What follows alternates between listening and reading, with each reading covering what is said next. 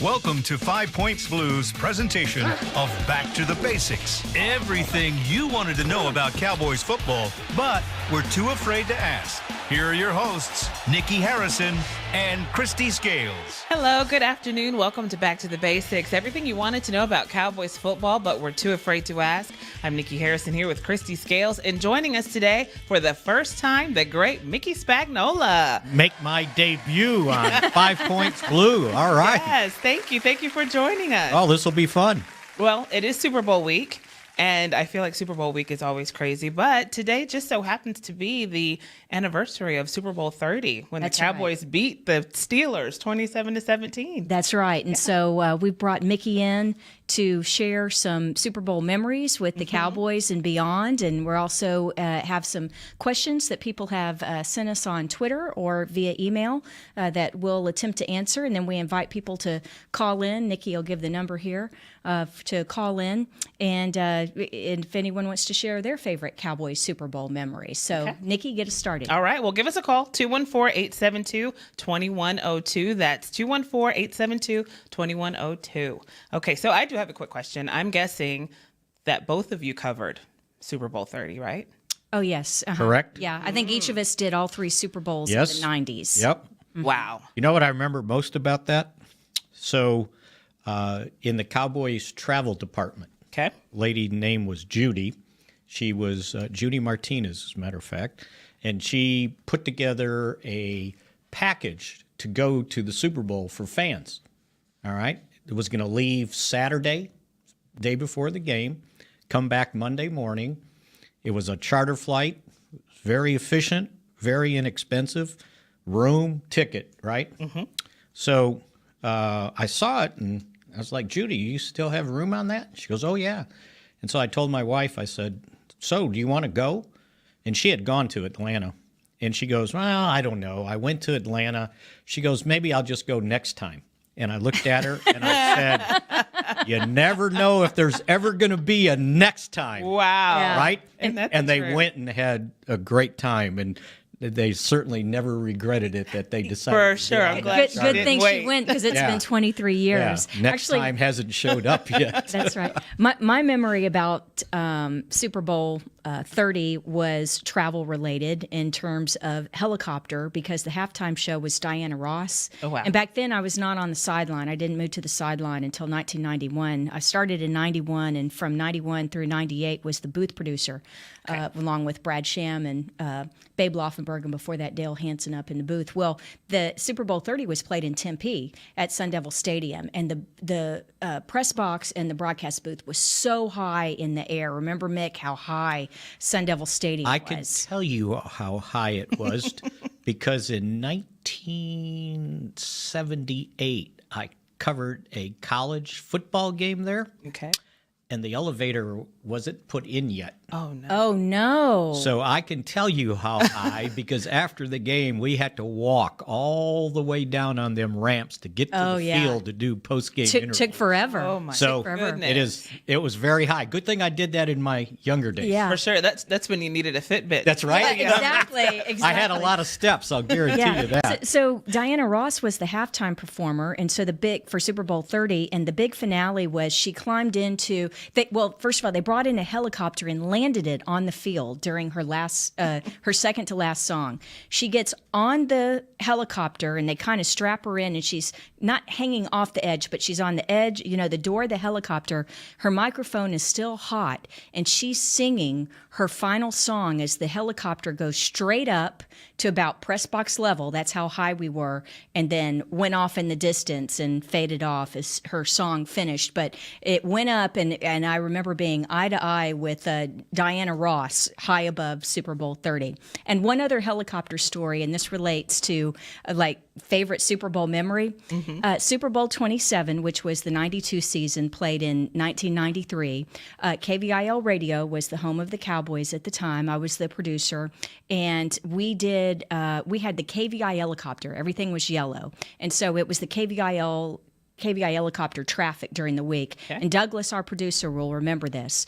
But we would do pregame traffic reports, and we did a trivia contest, and if you won 2 hours before kickoff, we knew you couldn't make it to the game in time, so we would send a helicopter to pick you up and take you to Texas Stadium to go to the game that day. Well, the Cowboys made the Super Bowl, so we obviously needed to do our ride and style contest, which we did. We did it the Friday before the Super Bowl in Pasadena. You showed up for the Ron Chapman morning show to play this trivia contest. I did about 400 or 500 trivia questions because we were going to do a round-robin trivia contest. And if you won, you and your duffel bag left right after the morning show to fly on the KVI helicopter to Pasadena. Oh, my goodness. For Super Bowl 27. So, Mickey, if you... How long was that trip? So the first... They left on Friday morning and stopped in El Paso and spent the night. I was going to say, did they get there by Sunday? And finished the ride on Saturday and got to Pasadena on Saturday afternoon. And then, actually, they flew American Airlines home on Monday after the game. But, yeah, would you have done that, Nikki? Would you, for free tickets to the Super Bowl, Mickey Absolutely, and Nikki, would you have done it? I don't like helicopters. That's a no. You would have not got me on there. Douglas and Kent, would you have done it?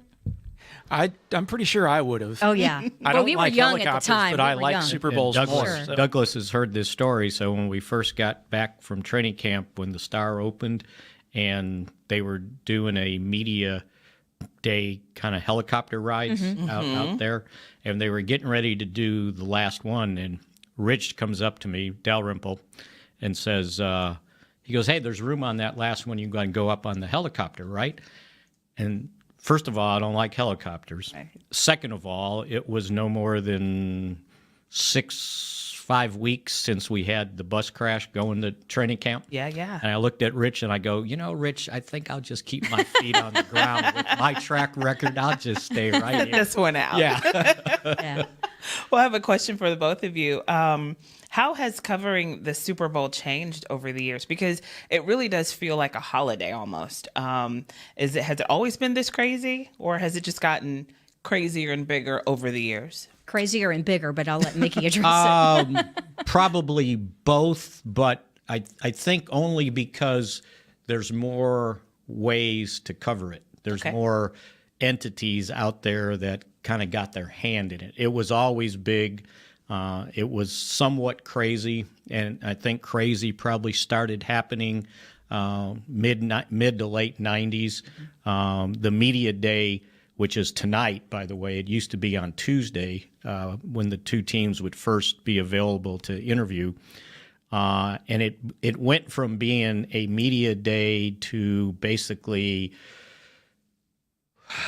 what should I call it? It ended up being entertainment day. Mm-hmm. And so all these other entertainment and stations and people were dressing up. Everybody wanted to find a way to put an act on to do it. Well, now it's even escalated over the 20-some years, even more so than that. But around 95 was when all the craziness started happening on Media Day. And it was like, okay, you understand what you're up against. Just roll with it. Yeah, because kind of try to explain what that media frenzy is like, because it's not just sports outlets covering hundreds of people. There's entertainment tonight. Absolutely. And so the commensurate TV Azteca. Yeah, seriously. Yes. Well, you're talking about in the mid 90s, but if you think about it, that's when we had more cable stations and more sports networks and the like come along, and then is over time more social media outlets. You know, when we did our first Super Bowl in the 90s with the Cowboys, you didn't have social media like you have now, and you didn't have as many sports networks or entertainment networks. So or the internet.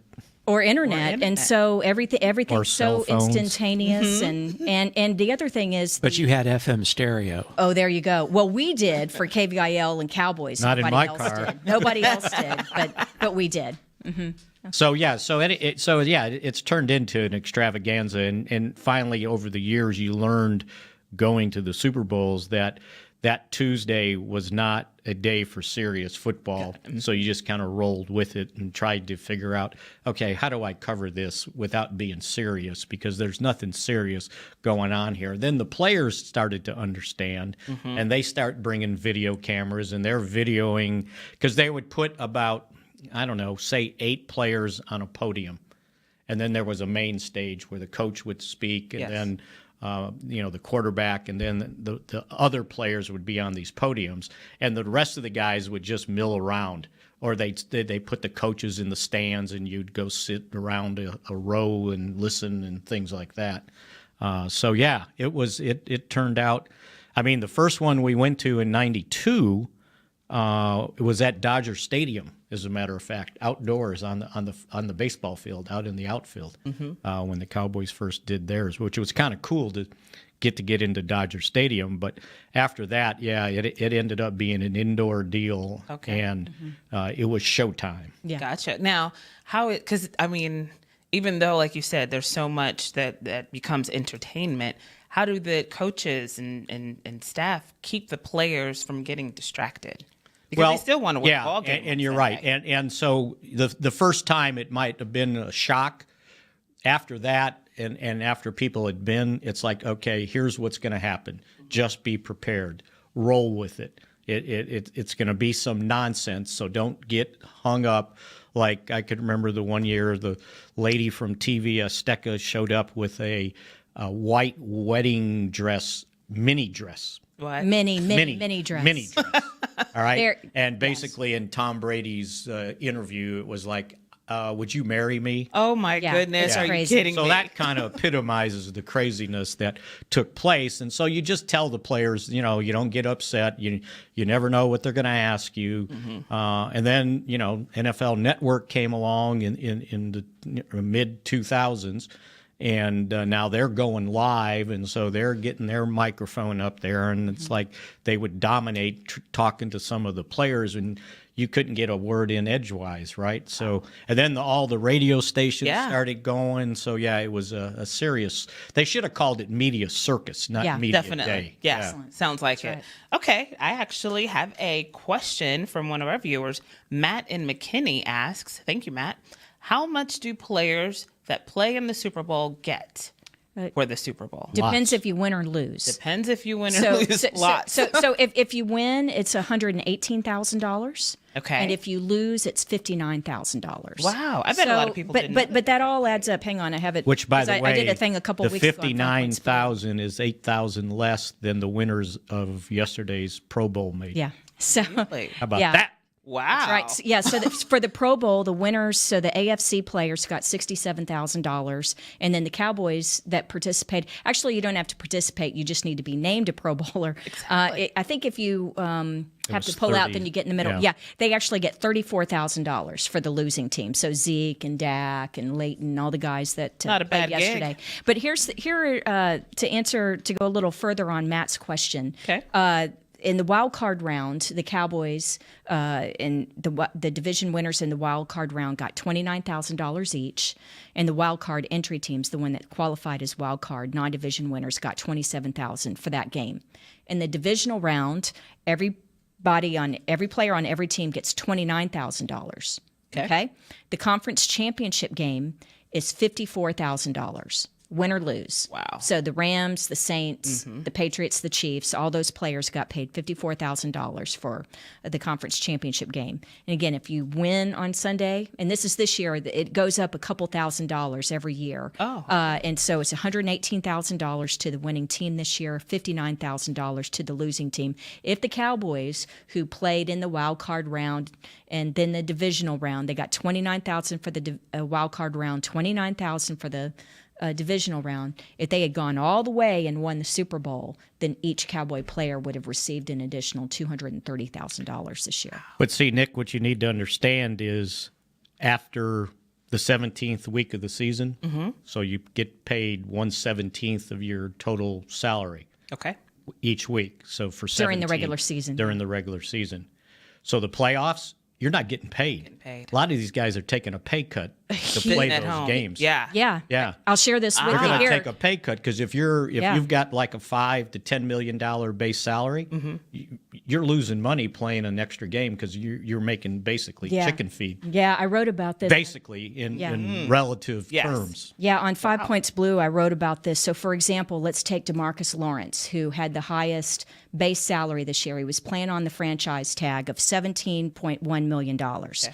So his weekly check, as Mickey said, before taxes. Before taxes for 17 weeks for the regular season, because there's 16 regular season games in the bye week. So he was making $1,008,411.70 per game. Okay, so just over $1 million per game for DeMarcus. They can smell fresh cash. There you go. But for the wild card round, he made $29,000. Wow. A pay cut of $970,000, which is basically probably equivalent to a second-year player's base salary. And the other thing is DeMarcus, Dak, Zeke. If Zeke had 30 touches in the game, guess what? He got paid the same $29,000 that Mike White, the inactive quarterback, got paid. No. Everybody gets paid the same. So this weekend, Tom Brady is getting paid the same amount of money to play in the Super Bowl as a guy, some rookie non-starter who's not even going to play. Okay. It's all the same. Now, does that bother them? I mean, if I were a player, okay, the next collective bargaining agreement, I mean, you're taking not only are you taking a massive pay cut, but the NFL and the individual teams are making more money off of you per postseason game than they're making off of you in a regular season game. So I'm taking a pay cut. Yet you're charging more for commercials. Yeah. You're charging more for the tickets. The beer is the same price. The nachos are the same price, and you're paying me less. Gotcha. Yeah. I mean, it does bother them. Well, I don't. But you know what? They kind of put it in the back because winning is winning, and when you're a competitor, you probably don't think too much about it then. Okay. Yeah. Otherwise, it'd drive you crazy. I would think so. All right. Diane in Arlington, she asks, how does the Super Bowl choose its halftime performers? And who is your favorite Super Bowl show of all time? Mickey? Well, it had to be Michael Jackson. Oh, Michael Jackson.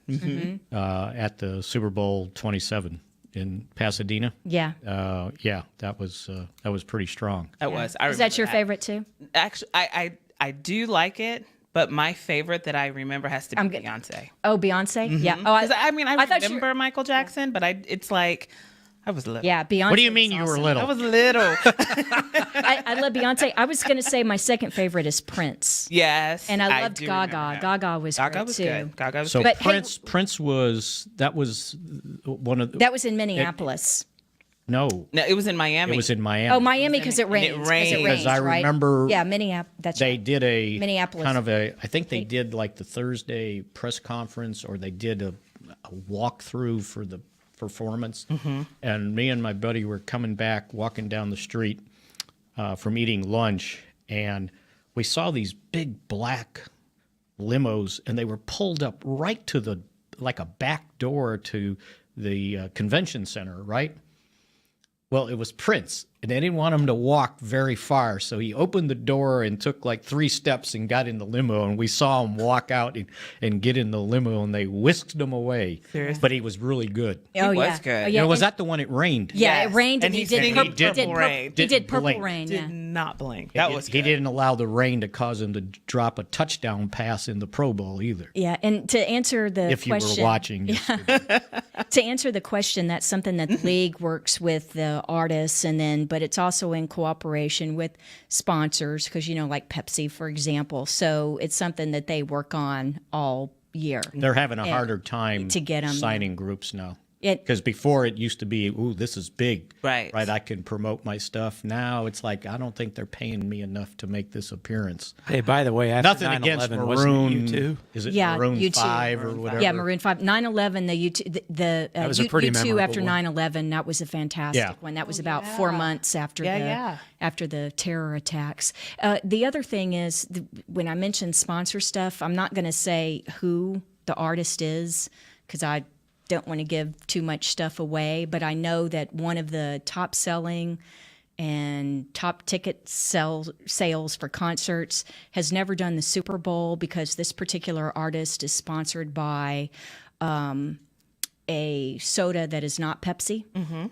And Pepsi sponsors the Super Bowl. That's right. So when you say, gosh, how come this person has never done the Super Bowl? Well, there are a lot of things that go into And it that would be business-wise. I'm not going to, and We're not gonna say her I won't name? say who, I won't say who it is. Okay. But hey, for fun, can you name the other Super Bowl halftime artists during the Cowboys 5 Super Bowl? So we mentioned Michael Jackson, and earlier I mentioned Diana Ross. Diana Ross was Super Bowl 30.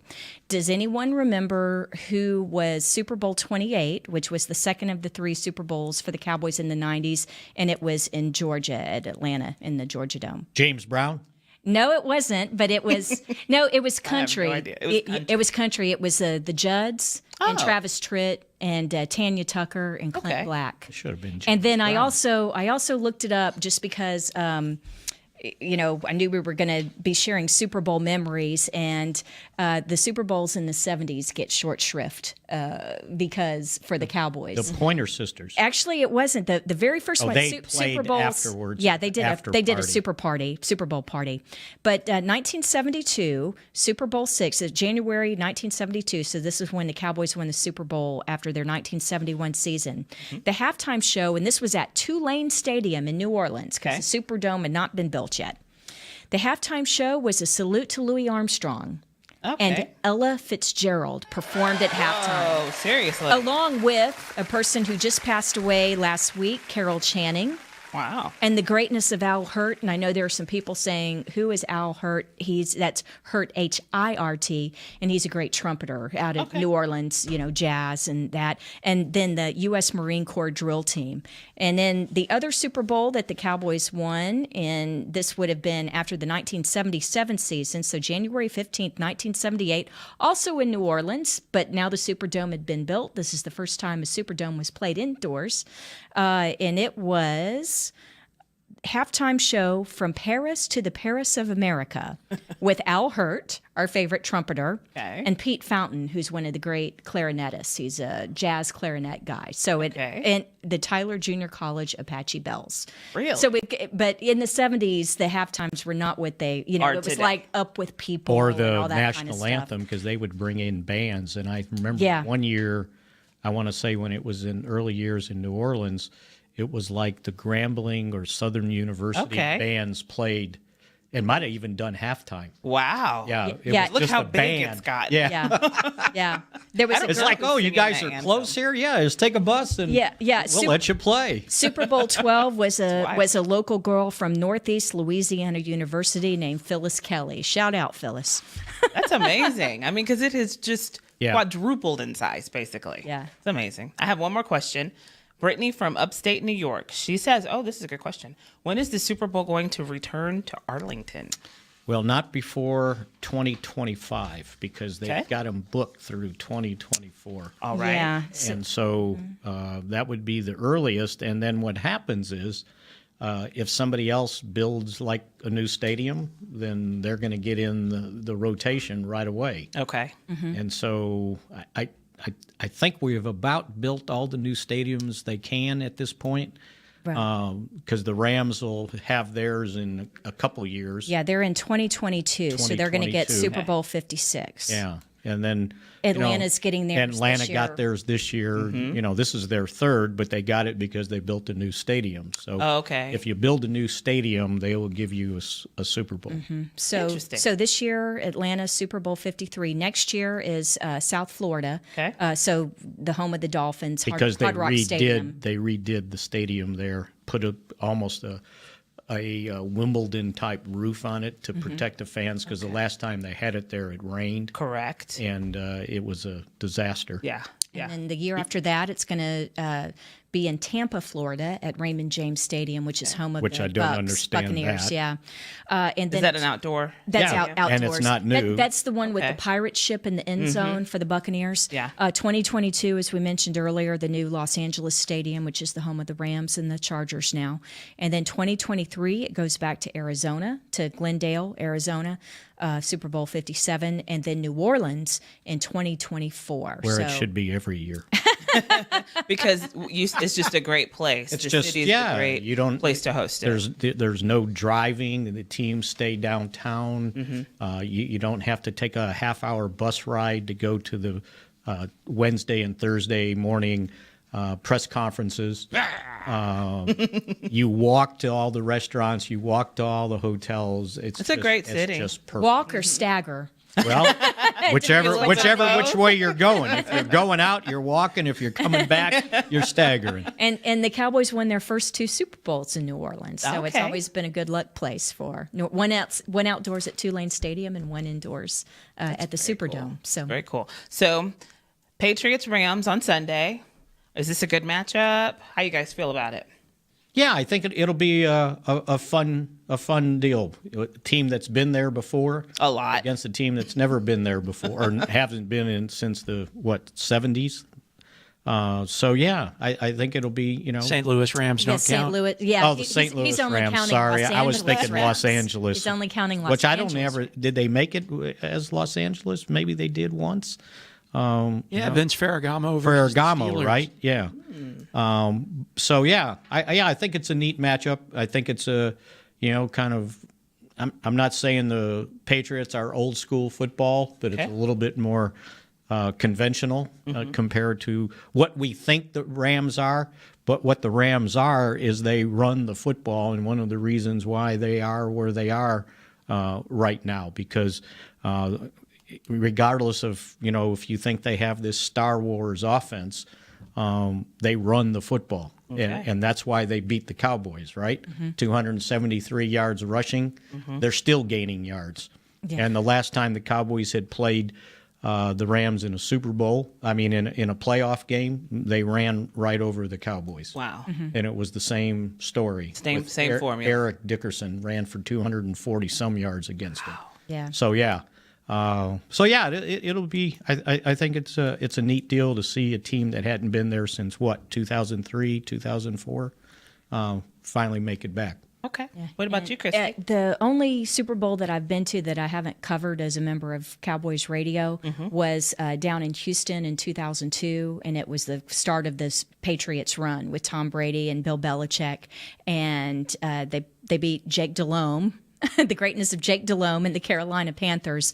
But that game is more remembered for something that happened at halftime. Okay. What happened? The performer was Janet Jackson.